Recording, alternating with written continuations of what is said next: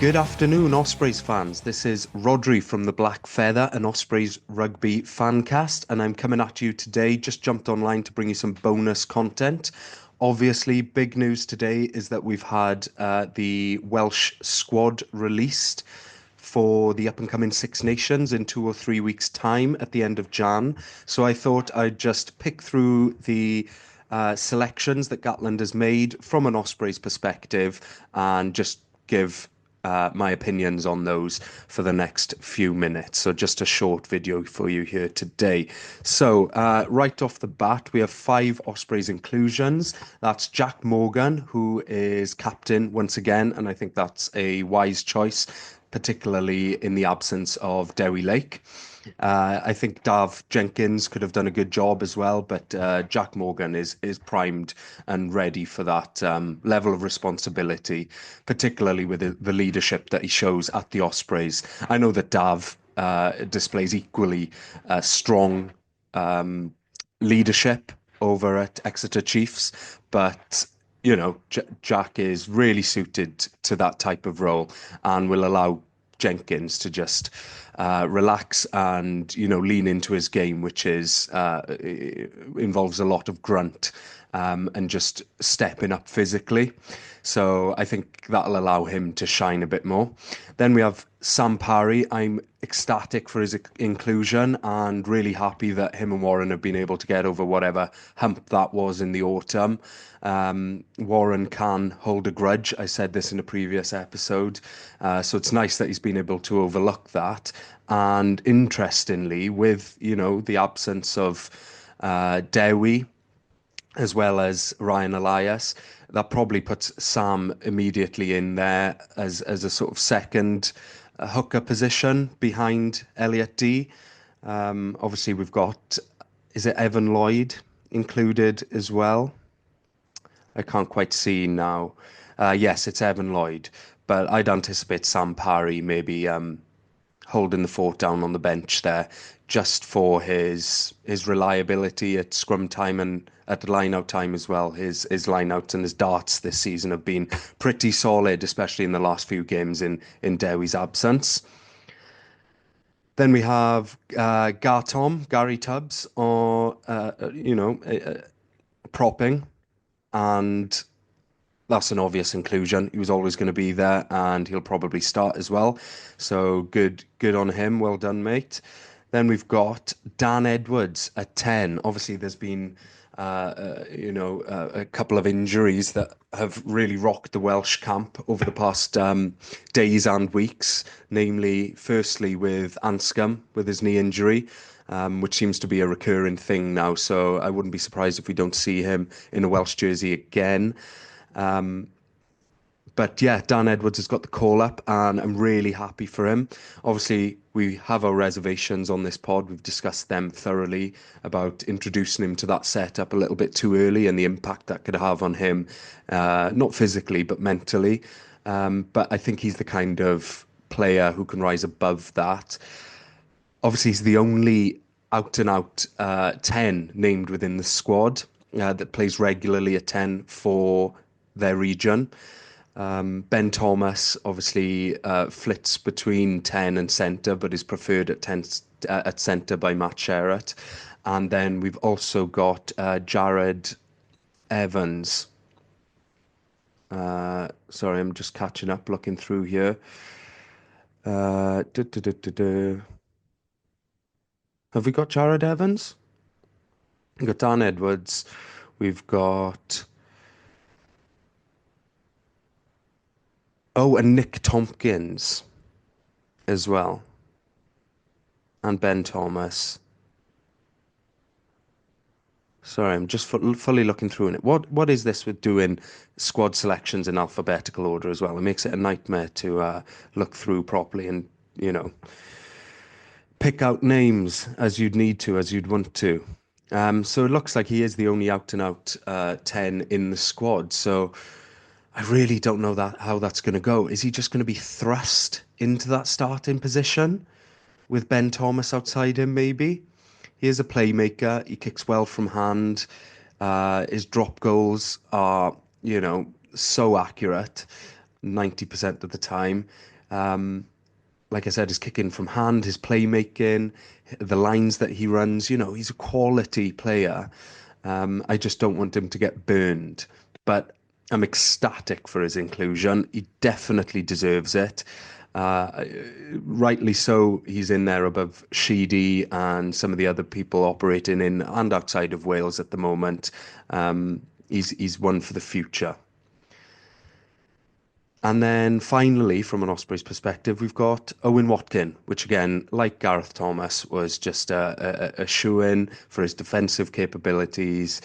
He's solid on and off the ball, and I think Gatland likes that about him.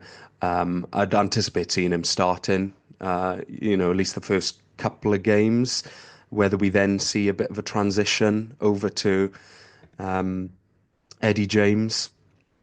I don't know. Obviously, Max Llewellyn's been left out of this selection, which was surprising to me. I thought we might see that partnership that was started in the autumn continue between Llewellyn and James.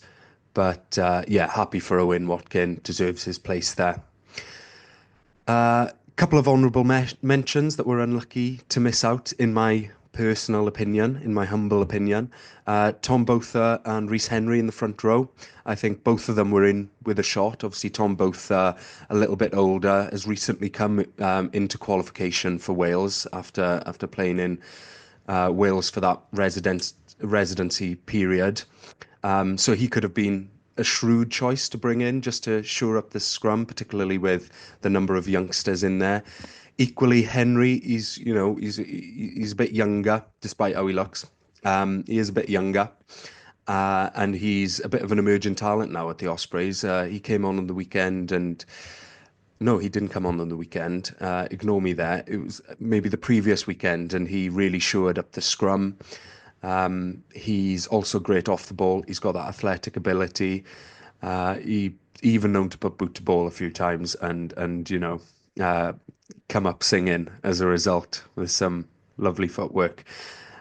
James Fender, he was a bit of a surprise omission for me. I probably had more money on him being included than some others that were.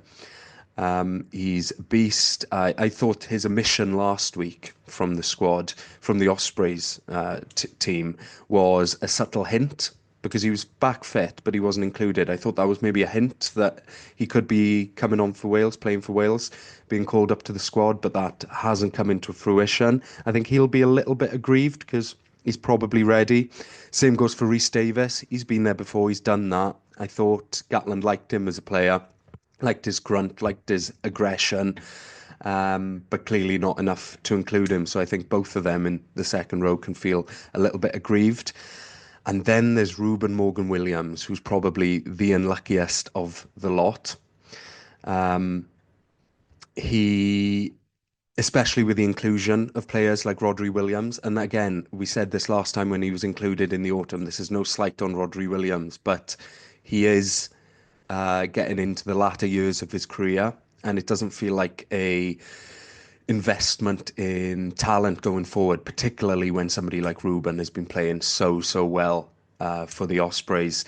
He makes line breaks, he takes intercepts, he's got the pace to then finish those opportunities off.